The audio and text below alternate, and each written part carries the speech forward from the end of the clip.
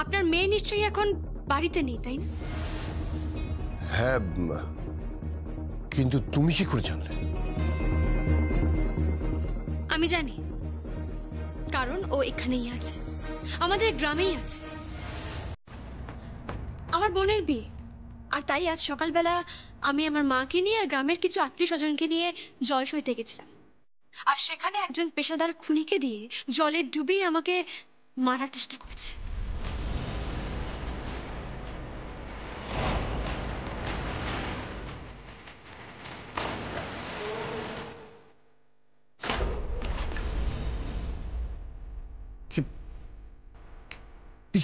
কি বলছো তুমি?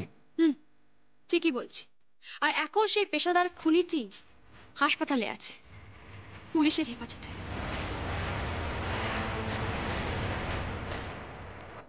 ওকে কে মেরেছে? যমুনা রায়।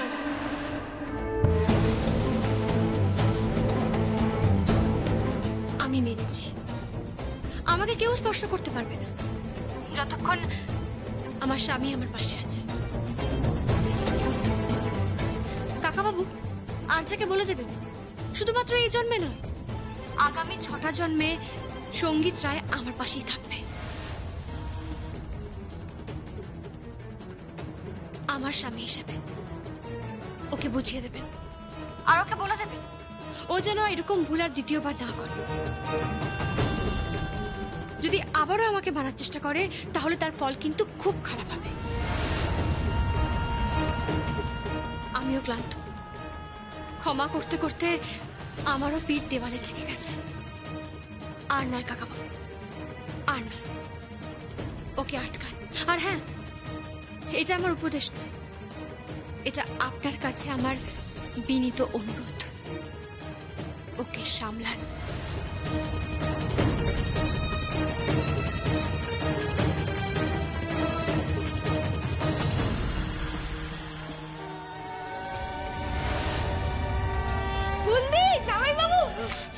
ছেলে বাড়ির গায়ে হলুদ এসে গেছে। শুনি তাহলে তো কৃষ্ণের রান্না দরকার। তুই কৃষ্ণাকে নিয়ে। হ্যাঁ আচ্ছা আচ্ছা, আপনারা ব্যস্ত হবেন না, আমি কৃষ্ণাকে নিয়ে আসি। আচ্ছা সেই ভালো, আমি একবার আমিও যাই। এই যে ম্যাডাম, আমার শালিকার বিয়েতে একটু নাচ গান হবে না?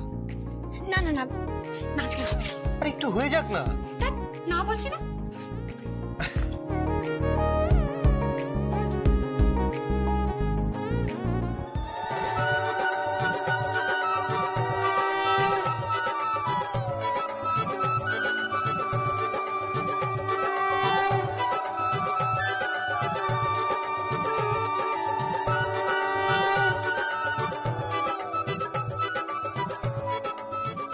春，春春春，春。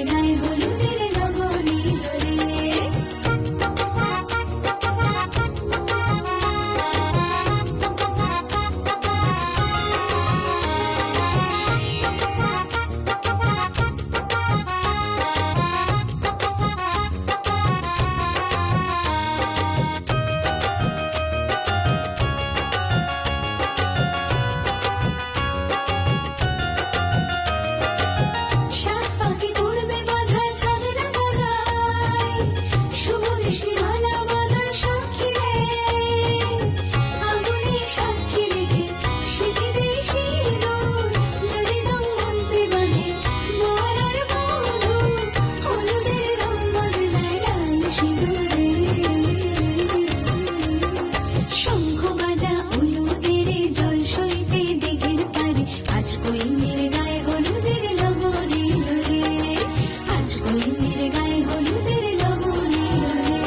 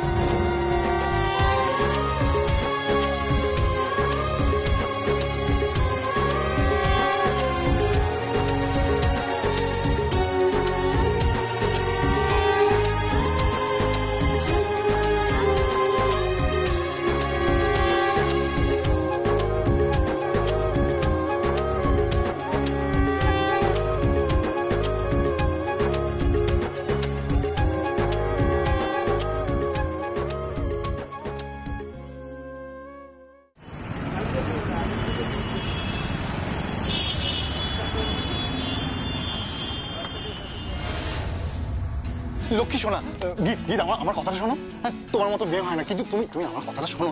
আমি বলছি যে শোনো না, আমি বলছি যে প্লিজ তুমি ভাত খাবারটা নিয়ে নাও। এই শোনো, একদম চামচাগিরি করবে না, নিজের বাবা মার চামচাগিরি তুমি করবে না, বুঝতে পেরেছো?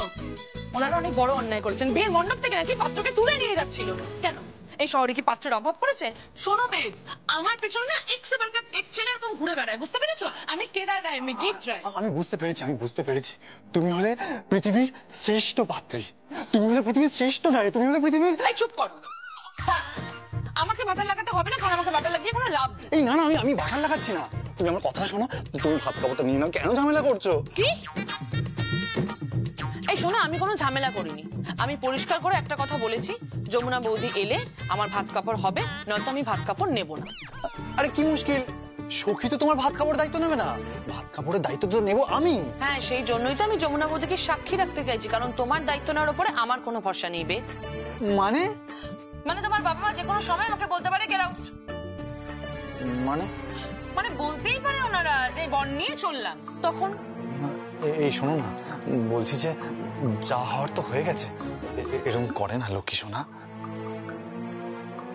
বৌমা, বৌমা,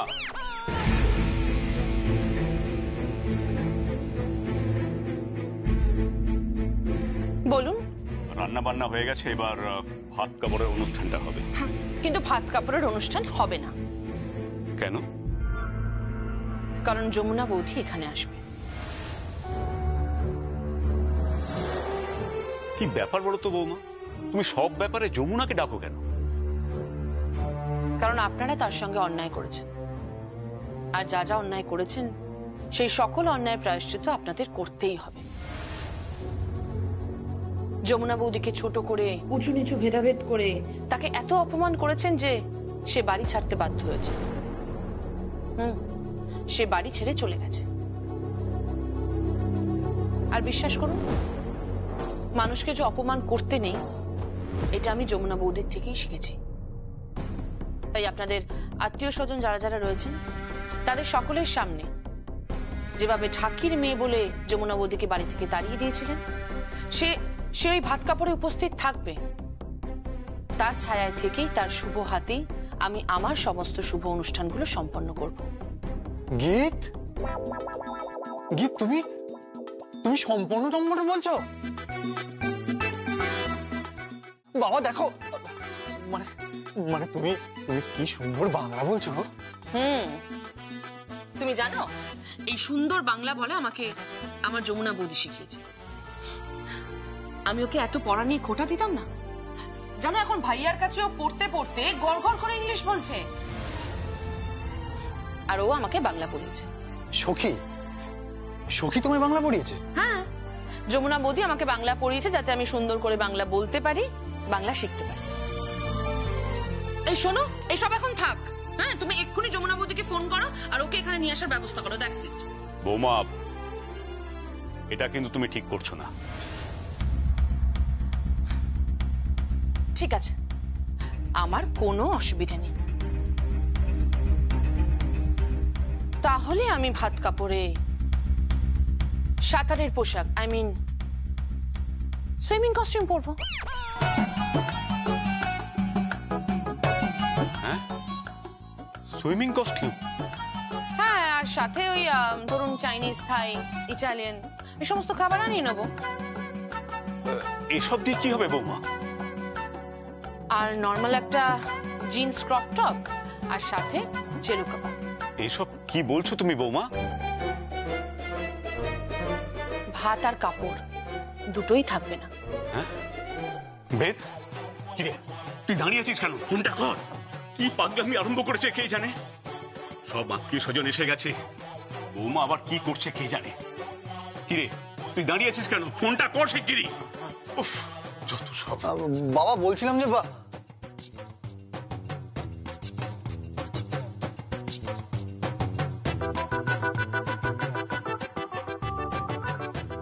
হ্যালো, সখী, কি হয়েছে? সখী এই নিপীড়িত অসহায় স্বামীটিকে বাঁচা। পৃথিবীর প্রত্যেকটা পুরুষ বিয়ের পর এক অদ্ভুত পরিস্থিতির সম্মুখীন হয়। কেন, কি হয়েছে? আরে গীত বলছে তুমি না এলে ও ভাত কাপড় নেবে না। আবার এসব কেন করছে? তুমি তুমি কথা বলো, কথা বলো। এই গীত, গীত কথা বলো। হ্যালো, এসব কি হচ্ছে গীত? তুমি আসলে তবেই আমার ভাত কাপড় হবে, তুমি আসলে তবেই আমার ফুলসজ্জা হবে, তুমি না এলে কিচ্ছু হবে না। গীত আমার কথাটা শোনো, আমি না এত যাতায়াত করতে পারবো না, 2 ঘন্টা 3 ঘন্টা লাগে, তুমি বোঝার চেষ্টা করো। তাতে কি হয়েছেটা কি? আমরা ওয়েট করব সবাই। আরে বাবা গীত, আজকে আমার বোনের বিয়ে এখানে। উফ বৌদি, তুমি এসব আমাকে বুঝিও না। তুমি যদি এখন রওনা হও, তুমি ঠিক টাইমে এখানে চলে আসবে, তারপর আমার ভাত খাবারের অনুষ্ঠান হয়ে গেলে তুমি চলে যাবে তোমার বোনের বিয়েতে। আচ্ছা, আমি কি তোমার বোন হতে পারি না?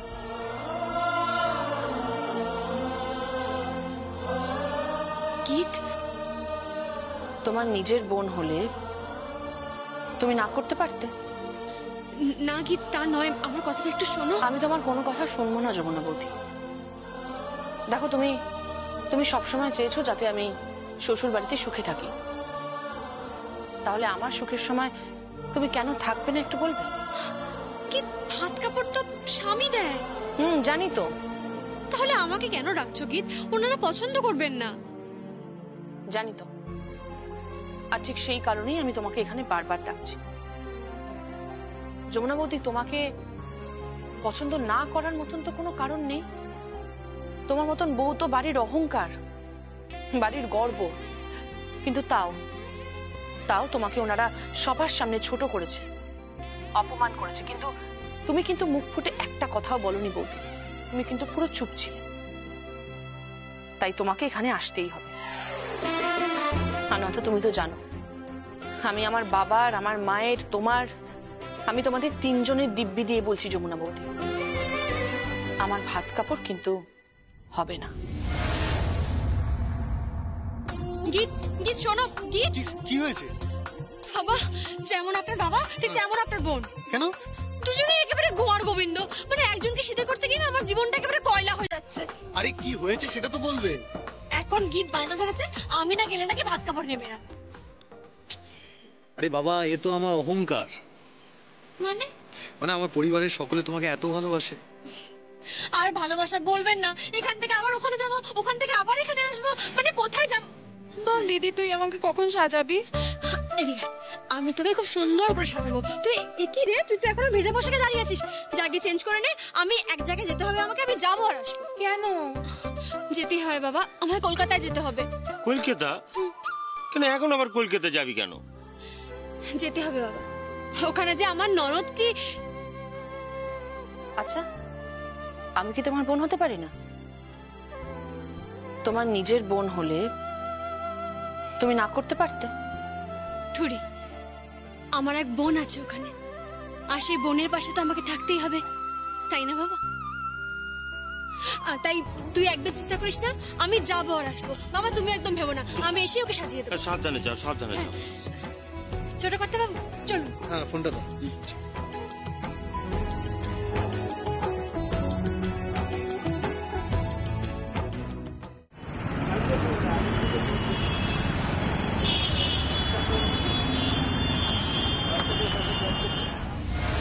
অনুরাধা, অনুরাধা, কল্যাণ, কোথায় যে যায়, এদের দেরি হয়ে যাচ্ছে না বুঝতে। কি হয়েছে এত হাঁকডাক কিসে?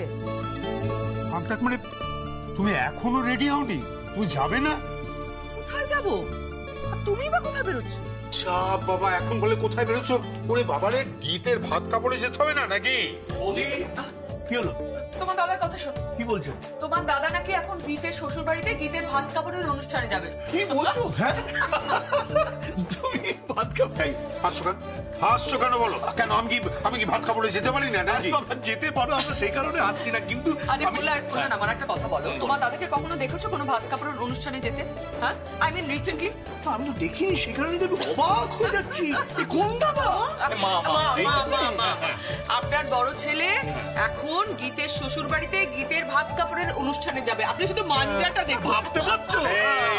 আমাকে নিয়ে কিন্তু হাসাহাসি করবে না, বলে দিচ্ছি। আমাকে নিয়ে হাসাহাসি একদম করবে না। এই এসে বল, জেঠুকে দেখো। আমরা রেডি। তোর রেডি হয়ে গেছিস? তাহলে তোরা ভাত কাপড়ে যাচ্ছিস তো আমার সঙ্গে? বাহ, আচ্ছা, তোরা সবাই ভাত কাপড়ে যাওয়ার জন্য উঠে পড়ে লেগেছিস কেন বলতো? সত্যি মেয়েগুলো একটু পার্লার টার্লারে যাবে, তারপর সেজেগুজে বিকেলের দিকে। ঠিক আছে, যে যেখানে যাক, পার্লারে যাক, যেখানে খুশি যাক, আমি কিন্তু এখনই ভাত কাপড়ে যাবো, এটা আমি বলে দিচ্ছি। আচ্ছা, আমাকে একটা জিনিস বলো তো দাদা, তুমি ভাত কাপড়ে যাওয়ার জন্য তো উঠে পড়ে লেগেছো কেন? মানে এখন তো তত্ত্ব নিয়ে যাওয়ার সময়। হ্যাঁ, তত্ত্ব নিয়ে আমি যাব। তুমি তত্ত্ব নিয়ে যাও। আমি তত্ত্ব নিয়ে যাব। মা কি বলছে দাদা? বাবা কি হলো রে তোর কেদা? ও তুমি বুঝবে না বিন্দুবাসিনী দেবী, তুমি বুঝতে পারবে না। আমি বুঝতে পেরেছি। হ্যাঁ বোঝনি, গীতের ভাত কাপড়ে যমুনা আসছে। ও হ্যাঁ, তাই তো, এবার তো আমিও বুঝতে পেরেছি। কিন্তু দাদা এটা খুব অন্যায় হচ্ছে, জানো তো? মানে ভীষণ অন্যায় হচ্ছে। তোমার বউ মেয়ে তাদের প্রতি কোনো নজর নেই, যত্ন নেই, সমস্ত যত্ন নজর ওই বৌমার প্রতি। মানে বৌমা তখন মেয়ের থেকেও বেশি হয়ে গেছে। আরে কি আজে বাজে কথা বলছিস? আর তাছাড়া যমুনা কোথায় কখন আসবে সে সমস্ত কোনো খবর আমার কাছে নেই। একদম অভিনয় করো না, খুব বাজে অভিনেতা তুমি, ধরা পড়ে যাচ্ছ। আমার কাছে খবর আছে। কে বলেছে? জেঠু আমি বলেছি। তুই বলেছিস?